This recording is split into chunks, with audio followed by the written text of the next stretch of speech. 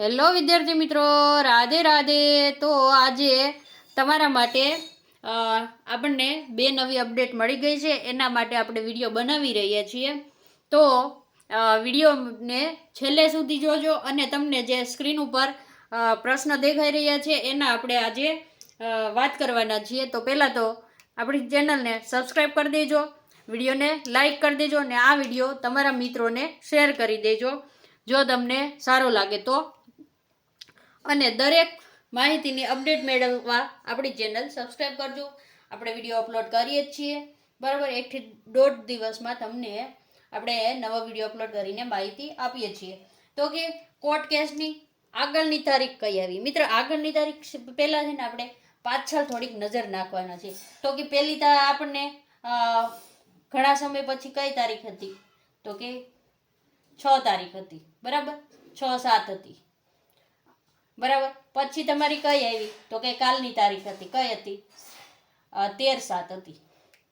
અને હવે તમને નવી તારીખ કઈ મળેલી છે મિત્રો? 20/7.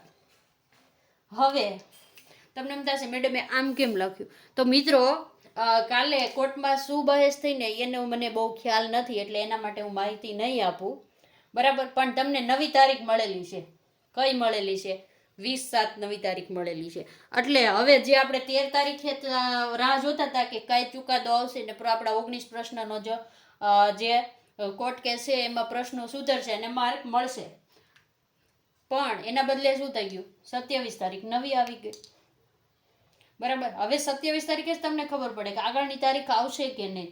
મારા ખ્યાલથી તો હજી આગળની તારીખ તમારી આવશે, કારણ આ કોર્ટ કેસ છે કેટલા સમયથી આ હાલે છે ને. પાછલા તમે કોઈ પણ કોર્ટ કેસ જોવો ને તો ઘણા કોર્ટ કેસ 1.5-2 વર્ષથી ચાલતા હોય ને ભરતી પ્રક્રિયા એની રીતે થઈ ગઈ હોય છે. એના હાટુ ભરતી પ્રક્રિયા રોકાતી નથી, પણ આપણામાં થોડુંક અલગ થઈ શકે. શું કામ એમ કહીએ છીએ? તો આપણી તારીખ જવો હવે નજીકની આવી ગઈ. જો 6 પછી 13 પછી 7 દિવસ પછીની પાછી 20 તારીખ.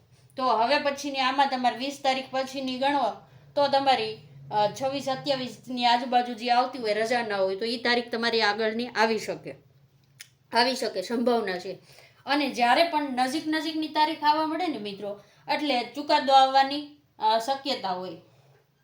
શું કામે? ચુકાદો જલ્દી આવે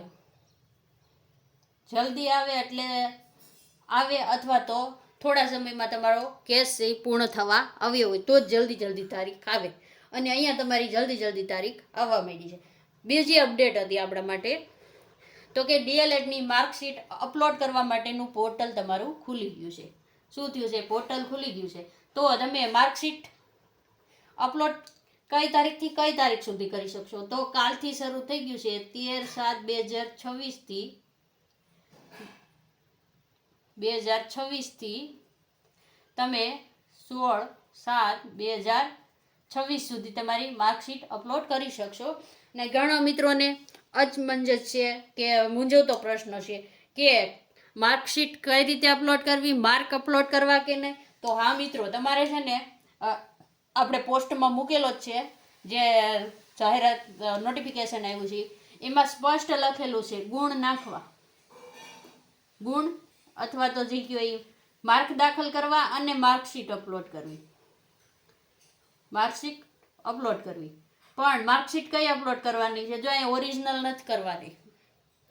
જે તમે ઓનલાઈન આપણે ટેટ 1ની કરી હતી ને કે રિઝલ્ટ નહોતું આવ્યું તો ઘણા મિત્રોને ફોર્મ ભર્યા ત્યારે શું હતું કે ટેટ 1ની આપણે ઓનલાઈન ડાઉનલોડ કરી હતી અને ઈવડી અપલોડ કરી હતી. તો અહીંયા પણ તમારે શું કરવાનું છે? પીડીએફ કરવાની. એની પીડીએફ છે ને બનાવવાની, અથવા તો તમારી માર્કશીટ ઓરિજિનલ આવી ગઈ તો એની ઝેરોક્સ કરાવો, અથવા ઝેરોક્સ કરાવો અને એની નીચે તમારે સેલ્ફ ટ્રુ કોપી કરવાની. શું કરવાનું? ટ્રુ કોપી, સ્વપ્રમાણિત નકલ. કેવી? સ્વપ્રમાણિત નકલની પીડીએફ તમારે અપલોડ કરવાની રહેશે. એટલે આ મિત્રો ખાસ ધ્યાન રાખજો. અને ઘણા મિત્રોને એમ થતું હોય છે કે હાલો પોર્ટલ ખુલ્લું છે તો બીજા મિત્રોને પણ કે આપણે પણ લોગિન કરી લઈએ અને આપણું જે ઘટતું હતું એ ઉમેરી દઈએ. ઘણાને આડાહવડું આપણે કોમેન્ટમાં ઘણા મિત્રોના પ્રશ્ન આવતા હતા કે માર્કશીટમાં એલસી અપલોડ થઈ ગયું ને એલસીમાં માર્કશીટ થઈ ગઈ ને બધું આડાહવડું થઈ ગયું હોય ઘણાને બરાબર. તો એ મિત્રોએ અત્યારે કશું કરવાનું નથી. જો તમે એવું કરશો ને કંઈ પણ સુધારા વધારા કરશો ને તો એ માન્ય નહીં રહે. શું કામ નહીં રહે? તો મિત્રો આપણે જ્યારે ફોર્મ ભર્યું હતું ને ત્યારે એની પ્રિન્ટ કાઢી હતી, ખબર હોય તો, યાદ હોય તો. પ્રિન્ટ અને બધા જ ડોક્યુમેન્ટ બધું જ આપણે જિલ્લા સ્વીકાર કેન્દ્રએ જમા કરાવેલું છે, બરાબર. એટલે આપણે કઈ સુધારા વધારા કરવાના થતા નથી, માન્ય રહેશે નહીં અથવા તો ગ્રાહ્ય રહેશે એવું પરિપત્રમાં લખેલું છે. તો હું તો સલાહ તમને એ જ આપીશ કે જે મિત્રો ડીએલએડ કરેલા છે ને જેને માર્કશીટ ઉમેરવાની છે ને એ જ મિત્રો અત્યારે વેબસાઇટ ઉપર લોગિન કરે, બીજાએ લોગિન કરવું નહીં. લોગિન કરીને તમે માર્કશીટને અપલોડ કરીને અને તમારે ક્યાંય સ્વીકાર કેન્દ્રમાં જમા નથી કરાવવાનું. જો આપણી એક કોમેન્ટ એ પણ હતી તો એનો જવાબ આપણે આપી દઈએ. સ્વીકાર કેન્દ્રમાં જમા કરાવવા જવાનું નથી, ફક્ત ઓનલાઈન માર્કશીટ અપલોડ કરવાની છે. અને જ્યારે તમને જિલ્લા પસંદગી માટે બોલાવે ત્યારે તમારે ઓરિજિનલ આપણા જે બધા જ ડોક્યુમેન્ટ છે એની સાથે માર્કશીટ પણ લઈને જવાની છે, બરાબર. હવે આ બધી પ્રક્રિયા થાય તો પીએમએલ આવવાની સંભવિત તારીખ, બરાબર. તો જો મિત્રો આપણે કાલના કે પરમ દિવસના વિડીયોમાં પણ કીધું હતું, જો ભરતી પ્રક્રિયા આગળ વધે અને કોર્ટ કેસ ન નડે આપણને અને અલગ થાય તો આપણું 8 થી 10 દિવસમાં પીએમએલ આવી શકે એવું આપણે એ વિડીયોમાં કીધું હતું. જેને ન જોયું હોય એ જોઈ લેજો, બરાબર. તો અત્યારે પણ આપણે એ જ કહીએ છીએ, જો આના રીતે ચાલે ને 16 તારીખે તમારું પોર્ટલ બંધ થઈ જાય, પછી 8 થી 10 દિવસ, એટલે અત્યારથી જ 8 થી 10 દિવસ ગણી લેવાના તમારે, તો પીએમએલ આવી જશે 8 થી 10 દિવસ. એટલે સમજી લો ને કે અહીંયા તમે 22-23 તારીખ પછી ગમે ત્યારે પીએમએલ, 22 તારીખ પછી ગમે ત્યારે તમારું પીએમએલ આવી શકે. શું આવી શકે? ગમે ત્યારે આવી શકે. કારણ પીએમએલ છે ને ફટાફટ બની જતું હોય છે અને આપણને ન્યૂઝ એવા પણ મળી રહ્યા છે કે પીએમએલ તૈયાર જ છે, ખાલી ડીએલએડના માર્ક ઉમેરવા રહ્યા છે, એટલા માટે. તો પીએમએલ તમારું જલ્દી પણ આવી શકે. અને જો જેવી રીતે આપણે અત્યાર સુધીની ભરતી પ્રક્રિયા ચાલી આવે છે એવી જ રીતે ચલાવી હોય તો તમારું થોડું ડીલે એટલે કે થોડું પાછળ જઈ શકે છે. અને મિત્રો આ ડીએલએડનું રિઝલ્ટ આવ્યું ને એ તમને ખબર છે 17 જૂને આવી ગયું. કેટલી? 17 જૂન. અને જો અહીંયા ઓનલાઈન જ તમને પીડીએફ અપલોડ કરાવવાની હતી તો 17 જૂને રિઝલ્ટ આવી ગયું હતું. પછી વાંધા અરજી એ બધું 22-23 પૂરું થઈ ગયું હતું, બરાબર. તો આજે 14 તારીખ થઈ, 14 જુલાઈ. કેટલી? 14 જુલાઈ. ત્યારે તમારું પોર્ટલ ખુલ્યું, સમજી લ્યો. તો આ આપણે એક ઈશારો ગણવો હોય તો આપણે જે મિત્રો રજૂઆત કરવા ગયા હતા ને પીએમએલ હાટું આપણે ગાંધીનગર, એને સાઈડ ઇફેક્ટ કહેવાય. શું કહેવાય? આપણે બહુ કંઈ કહેવું નથી, પણ સાઈડ ઇફેક્ટની ગોળે પણ આપણે જોઈ શકીએ. શું કામે કે ભરતી ટાણે તમને યાદ હશે ચૂંટણી આવતી હતી ને આપણે શું કીધું હતું, અમે ઉગ્ર આંદોલન કરશું માર્ચ મહિનામાં ચૂંટણી પૂરી થાય પછી. તો શું થયું? તરત જ ભરતી આવી ગઈ. પહેલાં શું કહેતા હતા? દિવાળી પછી આવશે, બરાબર. આ વખતે શું કહેતા હતા? આપણે ઓફિશિયલી તો નથી પણ ન્યૂઝ પ્રમાણે આપણે શું કીધું હતું કે કોર્ટ કેસ પૂરો નહીં થાય ને ત્યાં સુધી તમારું પીએમએલ નહીં આવે. પણ મિત્રો તમે રજૂઆત કરીને આપણે શું કીધું હતું? અઠવાડિયામાં પીએમએલ નહીં આવે તો આંદોલન કરશું. તો આજે પોર્ટલ ખુલી ગયું. એટલે ઈશારો તો સમજાય જ ને, બરાબર. પણ હવે પાછા પીએમએલ માટે રજૂઆત ન કરવી પડે તો સારું.